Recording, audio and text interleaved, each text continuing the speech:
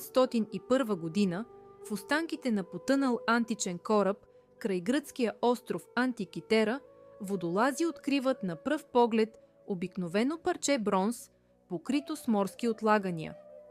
По-късно се оказва, че това не е просто ръждясал предмет, а сложен механизъм с повече от 30 бронзови зъбни колела. След десетилетия изследвания, учените осъзнават, че устройството е било аналогов компютър, създаден около II век преди новата ера.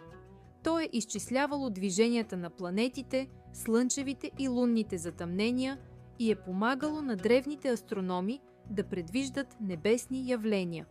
Днес наричаме това откритие антикитърският механизъм и въпреки, че е на повече от 2000 години, неговата сложност все още надминава представите ни за античната технология.